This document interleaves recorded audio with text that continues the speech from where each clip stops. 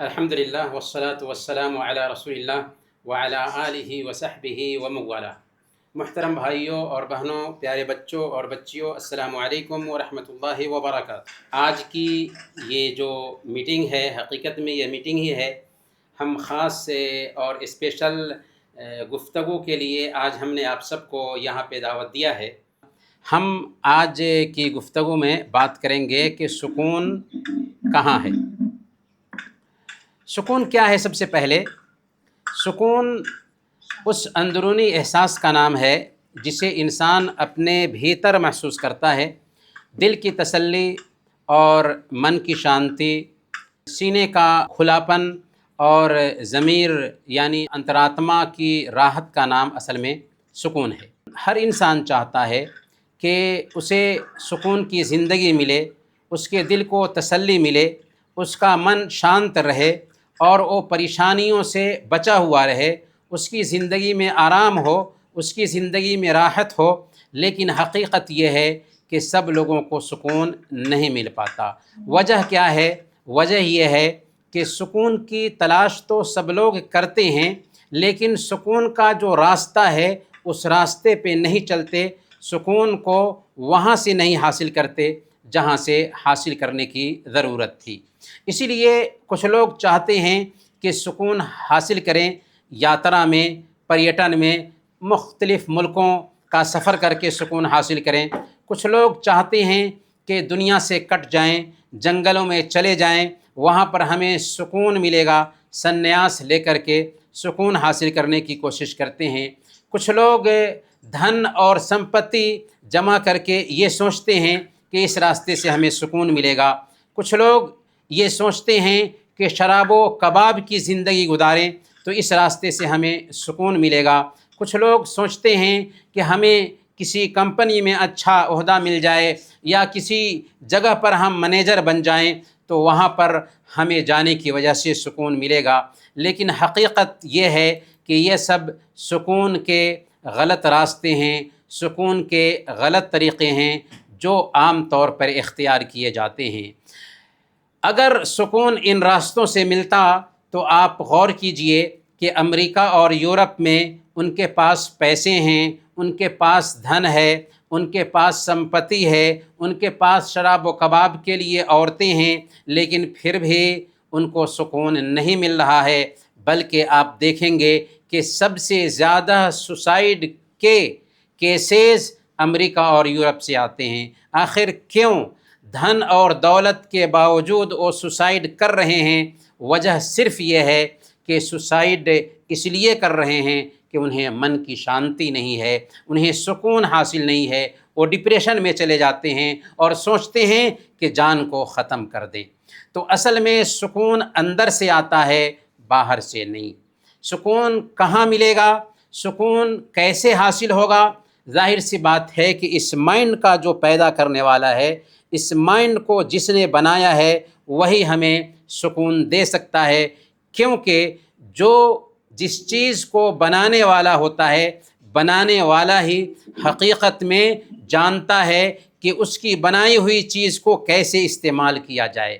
ایک پانی کی مچھلی کو سکون پانی ہی میں ملتا ہے، ایک دودھ پیتے بچے کو سکون ماں کی گود میں ہی ملتا ہے۔ تو بالکل اگر ہم سکون چاہتے ہیں تو اس دماغ کو اور اس دل کو لگانا ہوگا اللہ تعالیٰ سے۔ تو گویا کہ اگر ہم سکون چاہتے ہیں تو سکون کا ذریعہ ڈھونڈنا ہوگا۔ کیا سکون کے ذریعے ہیں؟ سکون کے سنہرے نیم کیا ہیں؟ آج ہم مختصر طریقے سے انہی نیموں کو جانیں گے۔ سب سے پہلے نمبر پر ایمان اور عمل آئے تو سکون آتا ہے۔ دوسرے نمبر پر بھاگ پر، تقدیر پر ایمان رکھیں تو سکون آتا ہے۔ تیسرے نمبر پر نمازوں کی پابندی کریں تو سکون ملتا ہے۔ چوتھے نمبر پر ذکر کا اہتمام کریں تو سکون ملتا ہے۔ پانچویں نمبر پر دل کو صاف ستھرا رکھیں تو سکون ملتا ہے۔ چھٹے نمبر پر سکھی پاریوارک جیون بتائیں تو سکون ملتا ہے۔ ساتویں نمبر پر قناعت اختیار کریں، ہماری زندگی میں سنتشٹی آ جائے تو سکون ملتا ہے۔ آٹھویں نمبر پر مفید اور لابھدائک کام کریں، وقت کا صحیح استعمال کریں تو سکون ملتا ہے، اور 9ویں نمبر پر پریشان حال کی مدد کریں تو سکون ملتا ہے۔ یہ ہیں سنہرے اصول اور سنہرے نیم سکون کے۔ تو ان میں سب سے پہلی چیز جو سکون کا ذریعہ بنتی ہے وہ ہے ایمان اور عمل، یعنی ہمارے اندر ایمان آ جائے اور اس ایمان کے مطابق ہم عمل کرنے لگ جائیں۔ اللہ تعالیٰ کی سنیں، سورہ النحل آیت نمبر 97 میں اللہ تعالیٰ فرماتا ہے من عمل صالحا من ذکر او انثى وهو مؤمن فلنحيينه حیاة طیبہ ولنجزینهم اجرهم باحسن ما كانوا يعملون۔ جو کوئی بھی نیک عمل کرے، چاہے وہ مرد ہو چاہے وہ عورت ہو، تو ہم دنیا میں اس کو سکون کی زندگی عطا فرماتے ہیں۔ تو گویا کہ اللہ رب العالمین سکون کی زندگی کب دیتا ہے؟ جب کہ ہم نیک عمل کریں، چاہے عمل کرنے والے مرد ہوں چاہے عورت ہوں، تو دنیا میں سکون کی زندگی عطا فرماتا ہے اللہ تعالیٰ، اور مرنے کے بعد ایک انسان کو ان کے عملوں کا اچھا بدلہ عطا فرمائے گا۔ گویا کہ اللہ تعالیٰ نے ایمان کے بدلے 2 فائدے بتائے ہیں۔ پہلا فائدہ یہ ہے کہ اللہ تعالیٰ دنیا میں سکون کی زندگی عطا فرمائے گا، اور دوسرا فائدہ اللہ تعالیٰ نے یہ بتایا کہ کل قیامت کے دن اللہ تعالیٰ ہمیں اچھا سے اچھا بدلہ دے گا، یعنی جنت دے گا، ایسی نعمتیں عطا فرمائے گا جسے کسی آنکھ نے دیکھا نہیں، کسی کان نے سنا نہیں، اور کسی دل میں اس کا کھٹکا بھی نہیں گزرا۔ میرے بھائیو، اللہ پر جب ہم ایمان لاتے ہیں، اللہ رب العالمین کی جب ہم جانکاری حاصل کر لیتے ہیں تو ہمیں سکون کیسے ملتا ہے؟ سب سے پہلے نمبر پر جب ہم اللہ پر بھروسہ کرتے ہیں تو ہمیں یہ احساس ہوتا ہے کہ اللہ تعالیٰ ہی ہمارا پیدا کرنے والا ہے، اللہ تعالیٰ ہی ہم سب کو سنبھالنے والا ہے، اللہ تعالیٰ ہی ہمارے ساتھ بھلائی کا معاملہ کرنے والا ہے، تو اللہ سے ہمارا تعلق بندھ جاتا ہے۔ اسی لیے آپ اس قصے پہ دھیان دیجئے کہ اللہ کے نبی صلی اللہ علیہ وسلم مکہ والوں سے بھاگ کر کے اپنے ساتھی ابو بکر رضی اللہ تعالی عنہ کے ساتھ غار ثور میں پناہ لیے ہوئے ہیں۔ اللہ کے نبی صلی اللہ علیہ وسلم ابو بکر کے ساتھ ہیں اور ہجرت کے راستے میں ہیں۔ ابو بکر پریشانی کی حالت میں کہتے ہیں کہ اے اللہ کے نبی صلی اللہ علیہ وسلم، اگر دشمن نے نیچے کی طرف دیکھا تو ہمیں دیکھ لیں گے، ہمارے پاس پہنچ جائیں گے۔ اللہ کے نبی صلی اللہ علیہ وسلم اس وقت کیا کہتے ہیں؟ لا تحزن ان اللہ معنا، ابو بکر غم نہ کرو، اللہ ہمارے ساتھ ہے، کوئی وہاں پر نہیں ہے بچانے والا، دشمن کے نرغہ میں ہیں، لیکن پھر بھی اللہ کے نبی صلی اللہ علیہ وسلم کہتے ہیں غم کرنے کی ضرورت نہیں ہے، اللہ ہمارے ساتھ ہے۔ تو جب ہمارا اللہ پر بھروسہ ہوتا ہے نا، تو عجیب طریقے سے پریشانی میں ہوتے ہیں لیکن دل کو سکون ملتا ہے۔ دوسرا واقعہ سنیے، حضرت موسیٰ علیہ السلام بنو اسرائیل کو لے کر کے نکلے تھے، پیچھے سے فرعون اپنی سینا کے ساتھ آ رہا ہے پکڑنے کے لیے، اور سامنے میں سمندر ہے، پار کرنے کا کوئی راستہ نہیں ہے۔ بنو اسرائیل پریشانی میں کہتے ہیں انا لمدرکون، اے موسیٰ اب تو ہم پکڑ لیے جائیں گے۔ لیکن اس وقت موسیٰ علیہ السلام وہ بھی دیکھ رہے تھے کہ فرعون اپنی سینا کے ساتھ آ رہا ہے پیچھے سے پکڑنے کے لیے، اور سامنے میں سمندر ہے، لیکن پھر بھی اللہ پر یقین اور اعتماد ہے کہ کیا کہہ رہے ہیں؟ کلا ان معی ربی سیہدین، ہرگز نہیں، ایسا ہو نہیں سکتا کہ ہمیں نقصان پہنچا دیا جائے، اللہ ہمارے ساتھ ہے جو ہمیں راستہ دکھائے گا۔ چنانچہ راستہ دکھایا یا نہیں؟ اللہ تعالیٰ نے موسیٰ علیہ السلام کو حکم دیا، سمندر میں لاٹھی مارے، سمندر میں راستہ بن گیا اور اسی راستے سے نکل گئے۔ تو میرے بھائیوں، اللہ پر ایمان آتا ہے تو ایسے ہی عجیب طریقے سے ایک انسان کو سکون ملتا ہے۔ اور جب عقیدے کی مضبوطی آتی ہے تو ایک انسان کا دل اللہ رب العالمین کے اوپر جم جاتا ہے۔ اب وہ اس دروازے پر اس دروازے پر ادھر اور ادھر نہیں جاتا کہ وہاں جائیں گے تو مسئلہ حل ہو جائے گا، وہاں جائیں گے تو مسئلہ حل ہو جائے گا، بلکہ صرف ایک اللہ سے لو لگاتا ہے، ایک اللہ سے مانگتا ہے، ایک اللہ کو مدد کرنے والا سمجھتا ہے۔ اس کی وجہ سے اس کی حالت کیا ہو جاتی ہے؟ اس کی حالت یہ ہو جاتی ہے کہ وہ صرف اللہ تعالی سے ہی لو لگاتا ہے، اسی سے مانگتا ہے۔ اسی لیے سورہ زمر آیت نمبر 39 میں اللہ تعالیٰ نے ایک مثال دی ہے۔ مثال کس چیز کی دی ہے؟ مثال اس چیز کی دی ہے کہ دیکھو، ایک غلام ہے جس کے بہت سارے مالک ہیں، دوسرا غلام ہے جس کا ایک مالک ہے۔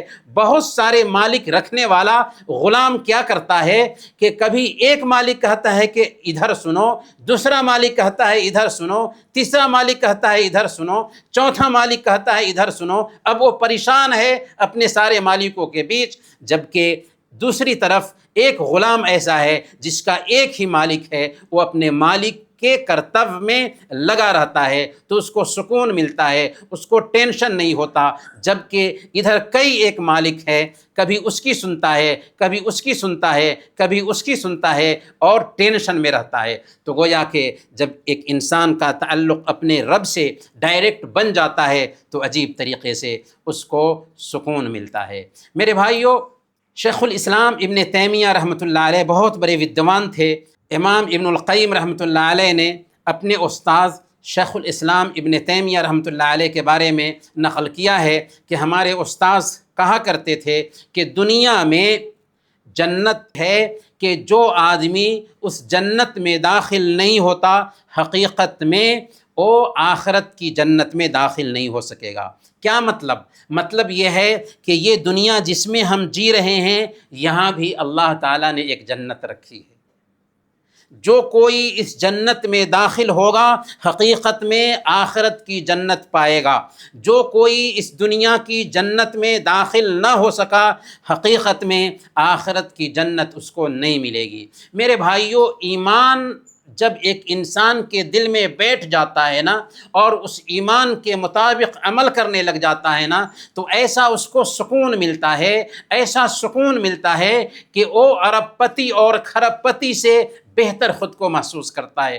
دنیا میں بہت ساری نعمتیں ہیں، بلکہ ارب پتی اور کھرب پتی ہزاروں کی تعداد میں اس دھرتی پر پائے جاتے ہیں، لیکن ایک ایمان والا ان سارے ارب پتیوں سے بہتر ہے اگر وہ واقعی ایمان پر چل رہا ہو تو۔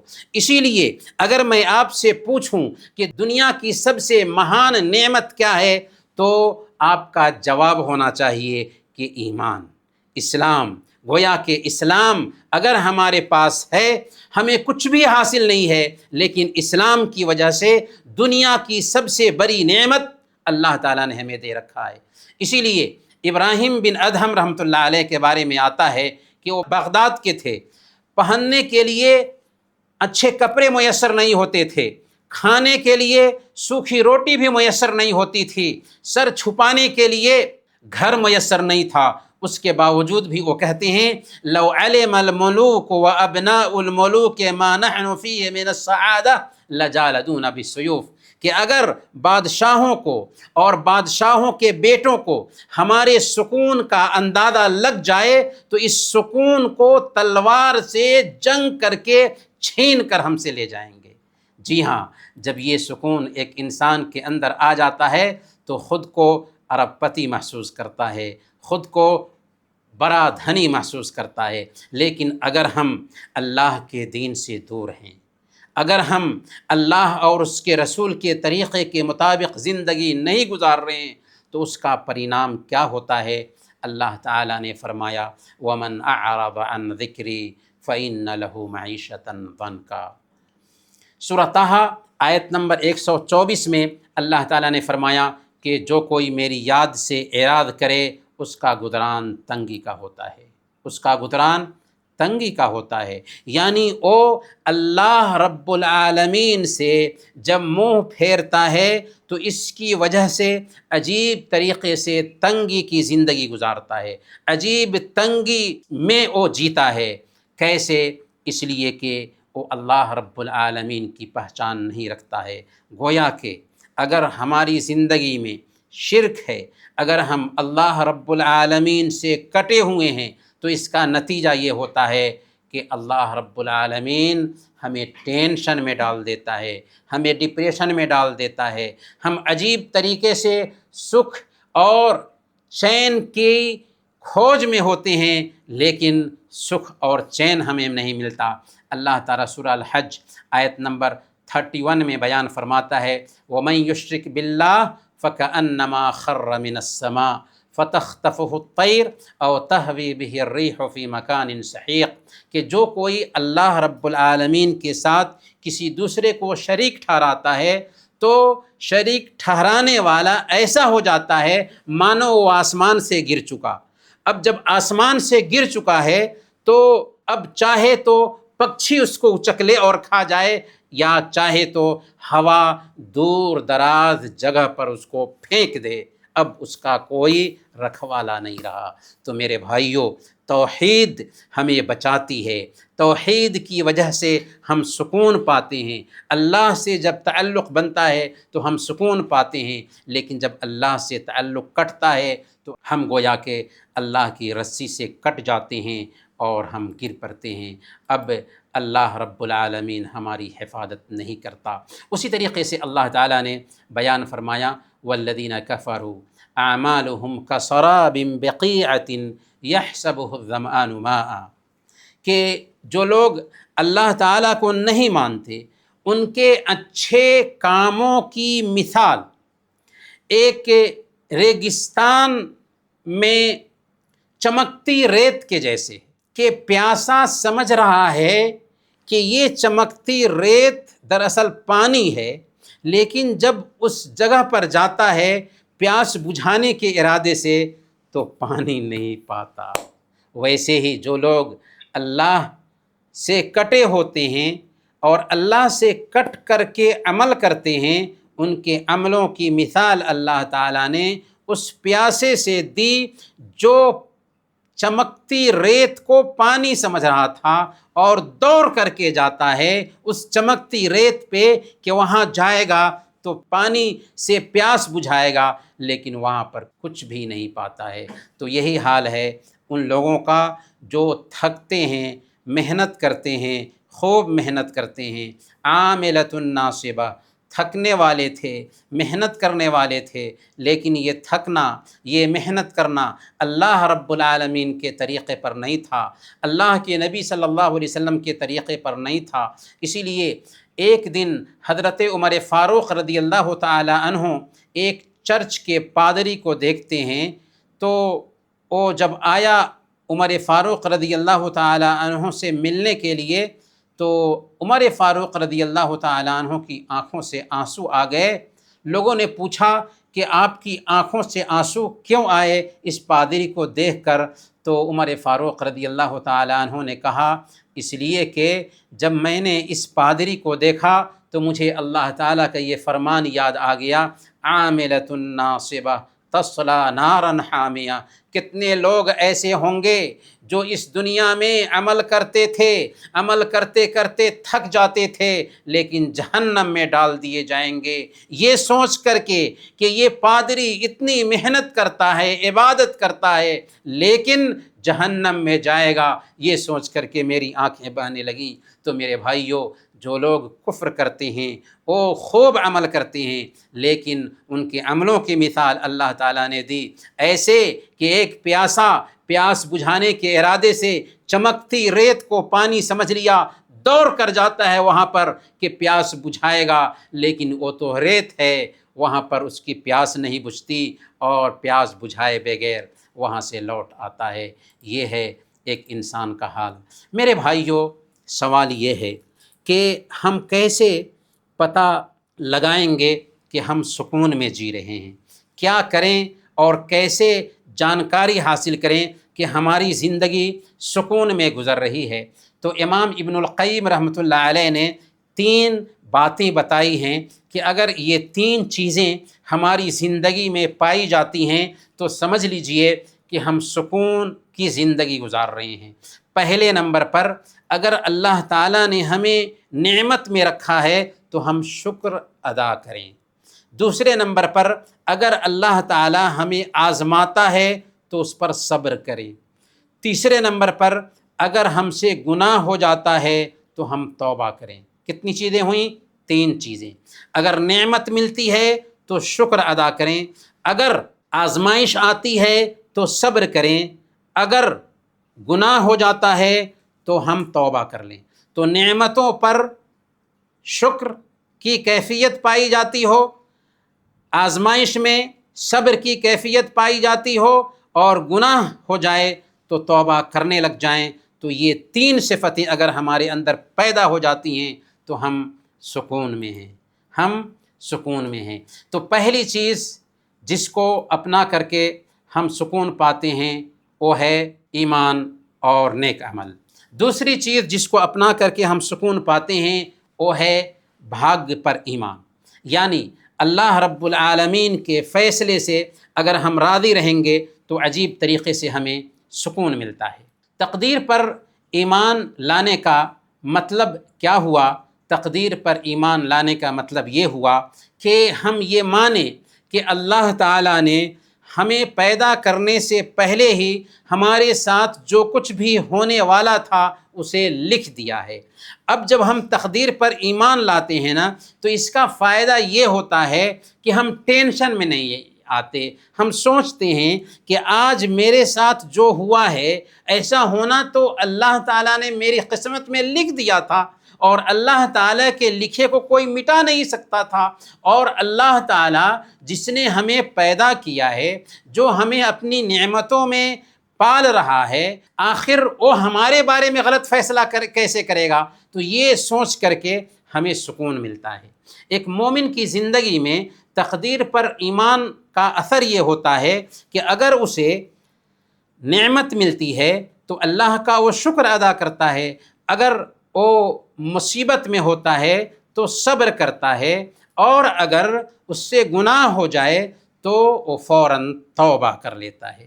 اسی لیے ابراہیم بن ادہم رحمۃ اللہ علیہ کے پاس ایک انسان آتا ہے اور وہ شکایت کرتا ہے کہ میں بہت ٹینشن میں رہتا ہوں، بہت پریشانی میں رہتا ہوں۔ تو ابراہیم بن ادہم کہتے ہیں کہ ذرا مجھے بتاؤ، کیا اللہ کی چاہت کے بغیر کچھ ہوتا ہے؟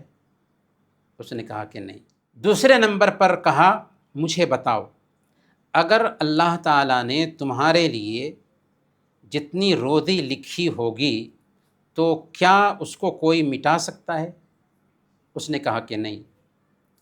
تیسرے نمبر پر کہا کہ ذرا بتاؤ، اگر تمہاری موت کا دن لکھا ہوگا تو کیا اس کو کوئی ٹال سکتا ہے؟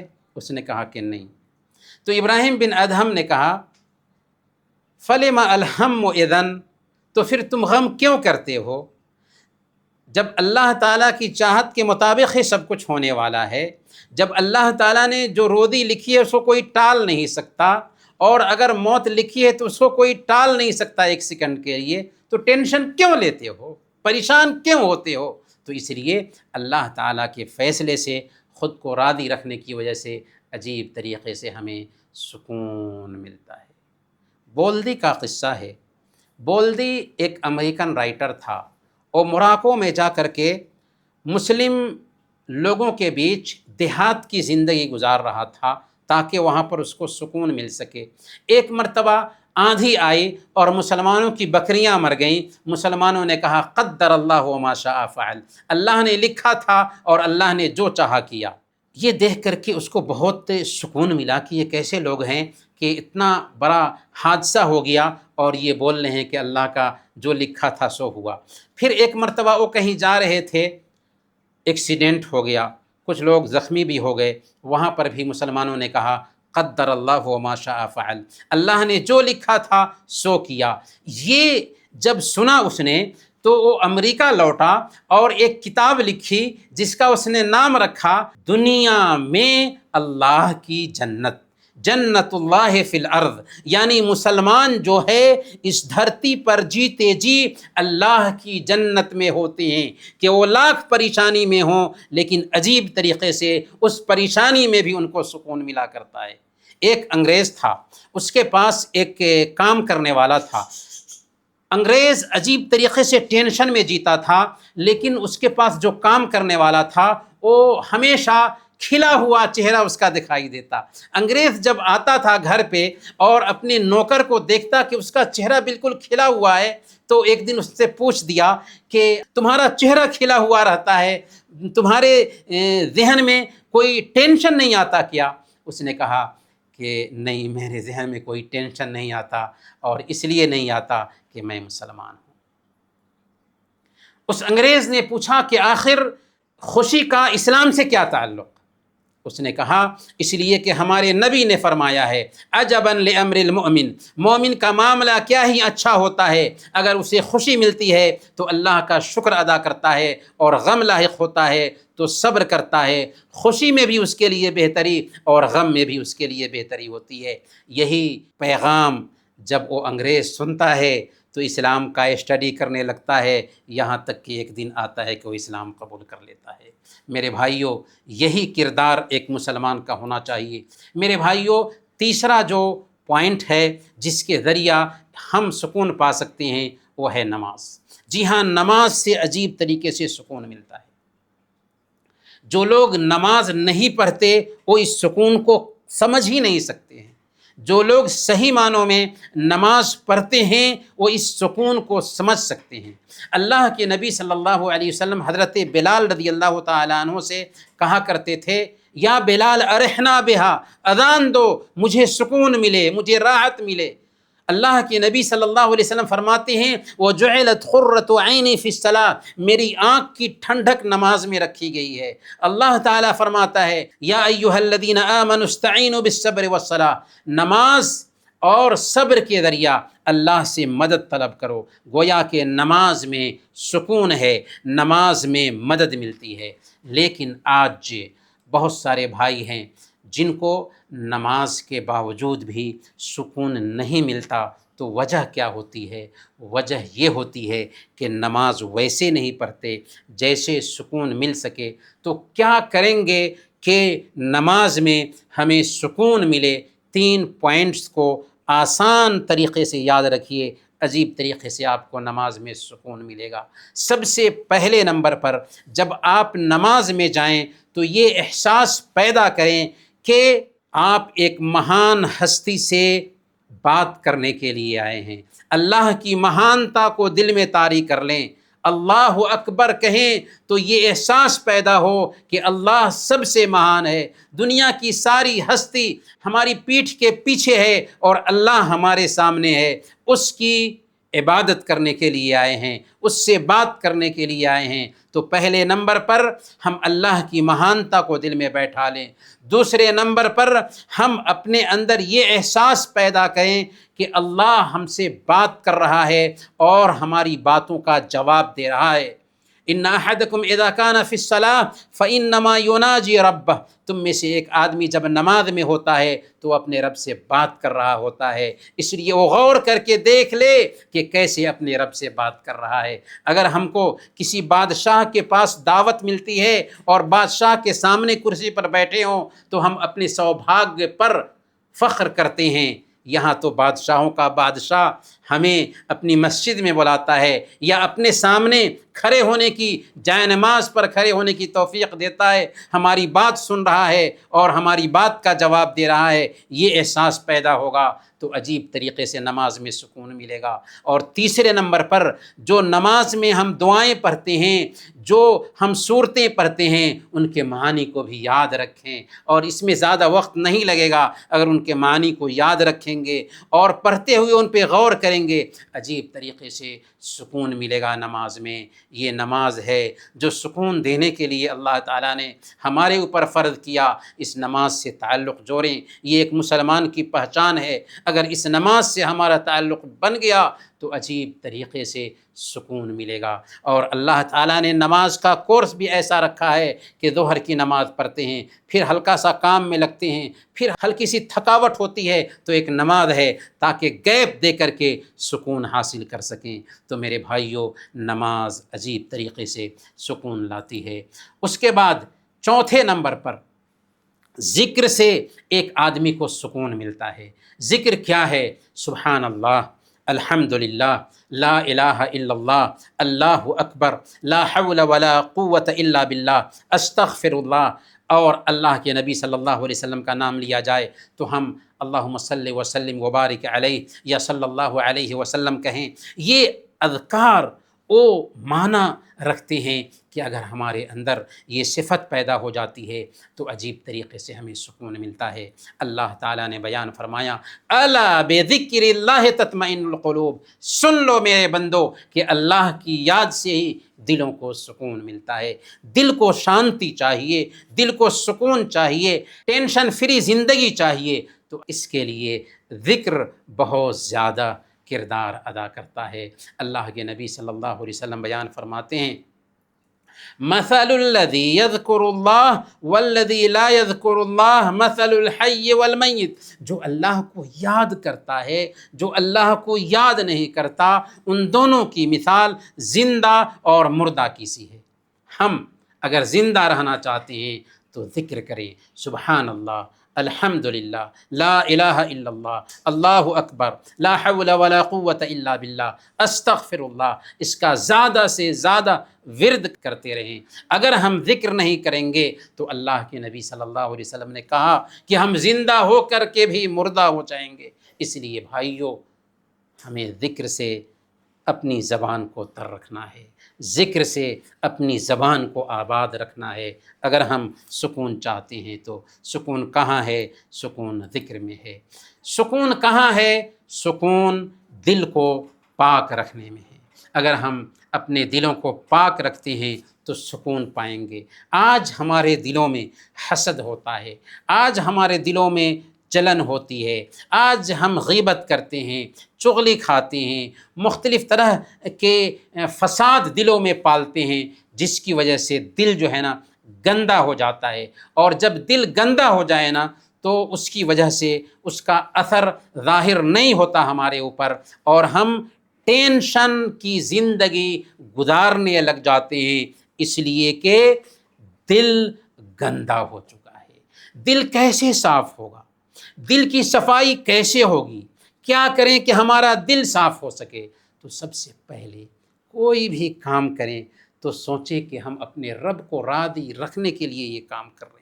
ہمارے اندر اخلاص آ جائے، اخلاص آنے سے، شدھتا آنے سے، اللہ تعالیٰ کو راضی کرنے کے لیے کوئی کام کریں، اس میں دکھلاوا نہ ہو، اس میں ریاکاری نہ ہو، تو عجیب طریقے سے ہمارا دل پاک ہوتا ہے۔ دوسرے نمبر پر قرآن کی تلاوت کریں۔ جی ہاں، قرآن جو ہے نا عجیب طریقے سے ہمارے دل کو پاک صاف رکھتا ہے۔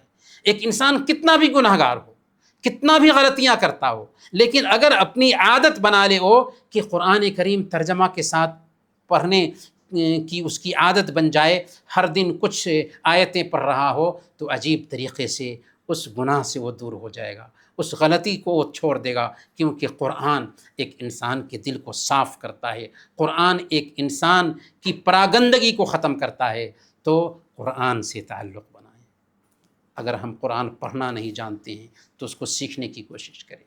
اگر قرآن پڑھنا نہیں جانتے ہیں تو اس کی تلاوت سنیں ترجمہ کے ساتھ، عجیب طریقے سے دل ہمارا پاک رہے گا۔ ہمیشہ دل کو پاکیزہ رکھنے کے لیے قرآن کی تلاوت اپنی زندگی میں اپنا معمول بنا لینا چاہیے۔ اور تیسرے نمبر پر ہماری زندگی میں یہ ایک صفت بھی آئے کہ دوسروں کے ساتھ اچھا گمان رکھیں۔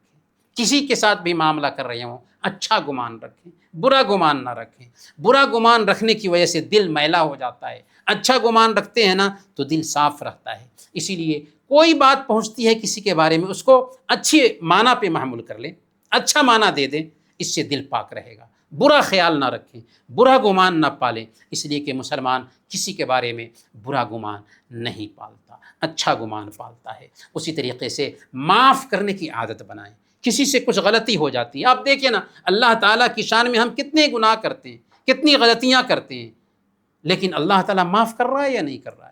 اگر وہ حکم دیتا زمین کو زمین نگل لیتی، آسمان کو حکم دیتا آسمان اچک لیتا، لیکن وہ ایسا نہیں کرتا۔ تو جب اللہ تعالیٰ ہمیں اتنا معاف کر رہا ہے تو ہم دوسروں کو معاف کریں۔ معاف کرنے سے کیا ہوتا ہے؟ دل صاف رہتا ہے اور عجیب طریقے سے ہمیں سکون ملتا ہے۔ اسی طریقے سے سلام کو عام کریں، اگر ہم سلام کو عام کریں گے نا، عجیب طریقے سے ہمیں سکون ملے گا اور ہمارا دل پاک صاف رہے گا۔ سکون پانے کا چھٹا ذریعہ ہے مٹھاس بھری ویواہک زندگی، مٹھاس بھری فیملی لائف۔ اگر فیملی لائف کو بہتر بناتے ہیں، فیملی لائف میں اگر کسی طرح سے کھٹاس نہیں ہے تو عجیب طریقے سے ہمیں سکون ملتا ہے۔ لیکن اگر فیملی لائف میں کھٹاس ہے، فیملی لائف میں مٹھاس نہیں ہے تو سکون نہیں ملتا۔ کیا کریں کہ خوشحال شادی شدہ زندگی بتا سکیں؟ تو اس کے لیے 5 کام اگر ہم اپنی زندگی میں اتار لیتے ہیں، عجیب طریقے سے ہماری زندگی میں خوشی آئے گی، سکون آئے گا۔ پہلے نمبر پر سوری کہنے کی عادت ڈالیں۔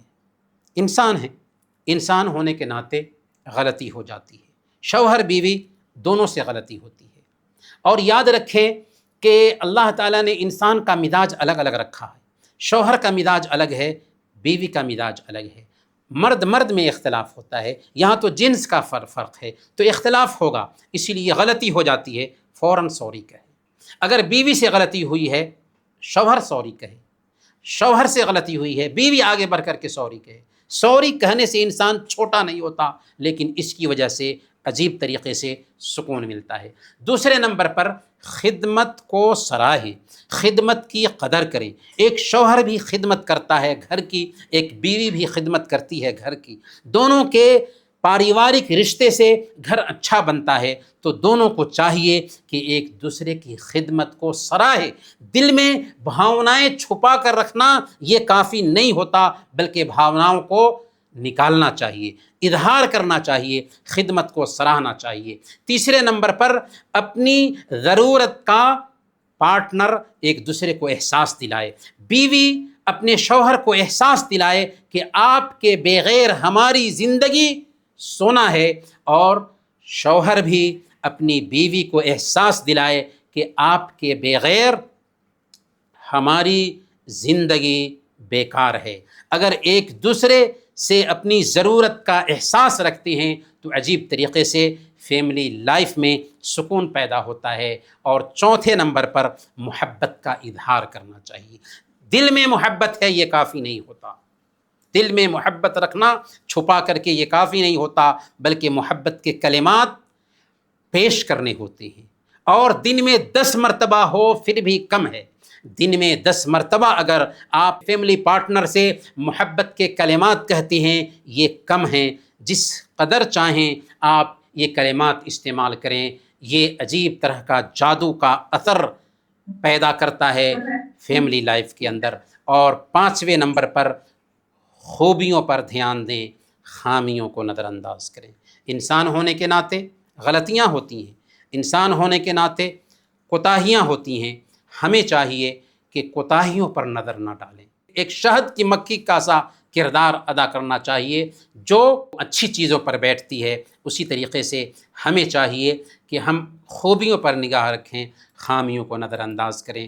یہی ٹیکنک اللہ کے نبی صلی اللہ علیہ وسلم نے ہمیں بتایا ہے۔ صحیح مسلم کی روایت ہے، اللہ کے نبی صلی اللہ علیہ وسلم بیان فرماتے ہیں، لا یفرق مؤمن مؤمنۃ ان کرہ منہا خلقا رضی منہا آخر، کہ کوئی مومن اپنی مومنہ بیوی کو ناپسند نہ کرے، اگر اس کی کوئی ایک عادت اس کو پسند نہیں ہوگی، بہت ساری ایسی عادتیں ہوں گی جو اس کو پسند ہوں گی۔ کتنی پیاری بات اللہ کے نبی صلی اللہ علیہ وسلم نے بیان کی ہے کہ تمہیں چاہیے کہ اپنی بیوی کے جو اچھے پوائنٹس ہیں، ان کی جو خوبیاں ہیں، ان خوبیوں پہ نگاہ رکھو، خامیوں کو نظر انداز کرو۔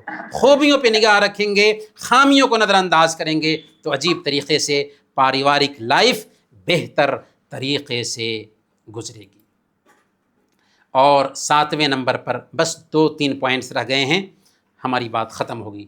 ہمارے اندر سنتشٹی آ جائے، قناعت آ جائے، قناعت کا مطلب کیا ہوا کہ اللہ تعالیٰ نے جتنا دیا ہے اس سے خود کو راضی کر لیں، جتنا ملا ہے اس سے اپنے آپ کو سنتشٹ کر لیں۔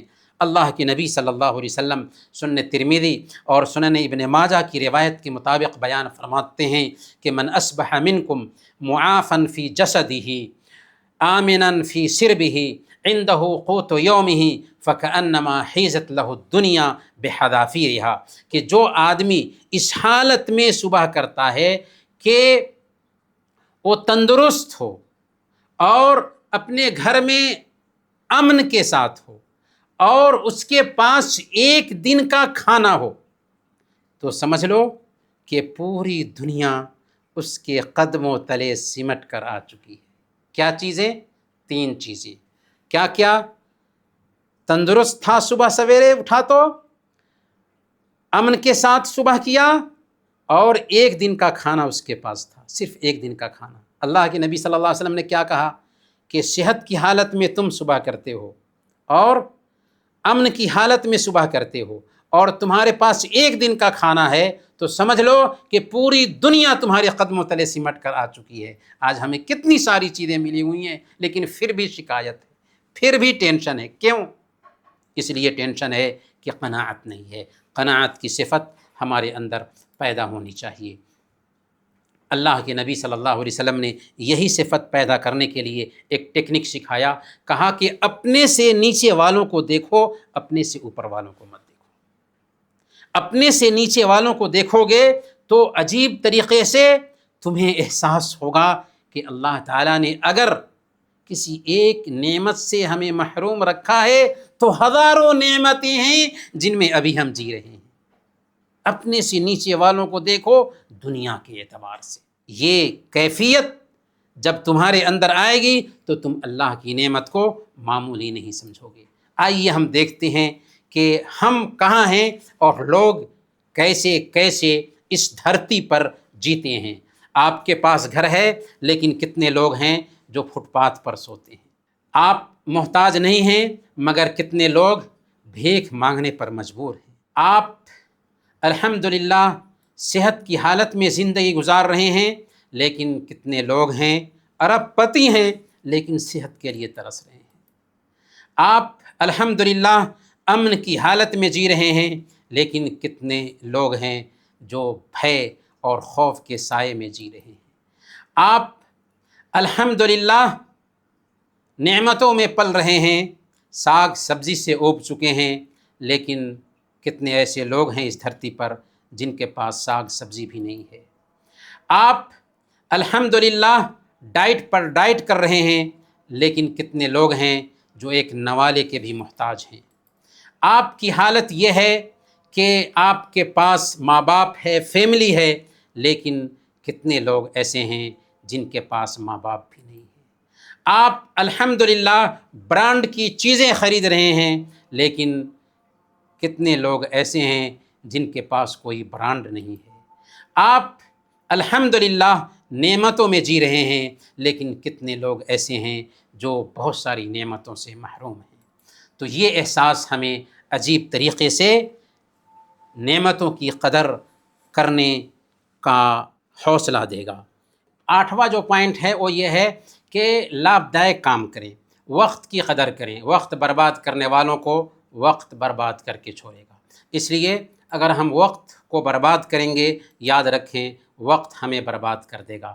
اللہ کے نبی صلی اللہ علیہ وسلم بیان فرماتے ہیں نعمتان مغبون فیہما کثیر من الناس الصحہ والفراغ۔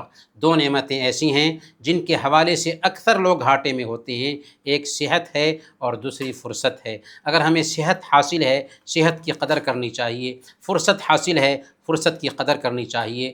کیسے کریں گے کہ ہم وقت سے فائدہ اٹھا سکیں، صحت سے فائدہ اٹھا سکیں، فرصت سے فائدہ اٹھا سکیں؟ تو پہلے نمبر پر ہمیں چاہیے کہ اونچی سوچ پیدا کریں۔ اگر ہم سوچ اونچی رکھیں گے تو ہمیں وہاں تک پہنچنا آسان ہو جائے گا۔ سوچ ہمیشہ اونچی رکھنی چاہیے، ہمت بلند رکھنی چاہیے۔ اگر ہم نے یہ طے کر لیا کہ مجھ کو جانا ہے بہت اونچا حد پرواز سے، تو ہم پرواز کر لیں گے اور اس جگہ پر پہنچ جائیں گے بغیر کسی فکر مندی کے، لیکن اگر ہم نے سوچ اونچی نہیں کی تو جہاں تھے وہیں رہیں گے، اس لیے سوچ اونچی رکھیں۔ دوسرے نمبر پر سمے کی پلاننگ کریں۔ ٹائم پاس کرنا ایک مسلمان کی زندگی میں ہونا ہی نہیں چاہیے، بلکہ ٹائم سے فائدہ اٹھانے کی پلاننگ ہونی چاہیے۔ ہم دن بھر کیا کرنا چاہ رہے ہیں، دن بھر کی پلاننگ ہو، بلکہ ایک ہفتہ پہلے ایک ہفتے کی پلاننگ ہونی چاہیے کہ ہر دن ہم کیا کریں گے۔ تیسرے نمبر پر بری سنگت سے بچیں۔ جو لوگ ٹائم پاس کرتے ہیں ایسے لوگوں کے پاس نہ بیٹھیں، کیونکہ اگر ہم وقت اور ٹائم پاس کرنے والوں کے ساتھ بیٹھیں گے تو ہم بھی انہی لوگوں کے جیسے ہو جائیں گے۔ اور موبائل کا بے فائدہ استعمال نہ کریں، موبائل کا بے فائدہ استعمال نہ کریں، موبائل کا بے فائدہ استعمال نہ کریں، موبائل کا جائز استعمال کریں، موبائل کا فائدے کے کاموں میں استعمال کریں، موبائل کا فائدے کے کاموں میں استعمال کریں۔ اور 9ویں نمبر پر، اور یہی آخری پوائنٹ ہے، کہ ضرورت مندوں کی مدد کریں۔ اگر ہم زندگی میں سکون چاہتے ہیں تو ہمارے آس پاس میں کوئی ضرورت مند ہے تو اس کی مدد کریں۔ اللہ کے نبی صلی اللہ علیہ وسلم بیان فرماتے ہیں، مسند احمد کی روایت ہے، من اراد ان تستجاب دعوته وان تکشف عنہ کربته فلیفرج عن معسر۔ جو آدمی یہ چاہتا ہو کہ اس کی دعا قبول کی جائے اور اس کی مصیبت دور کی جائے تو اسے چاہیے کہ وہ ضرورت مند کی مدد کرے، پریشان حال کی پریشانی دور کرے۔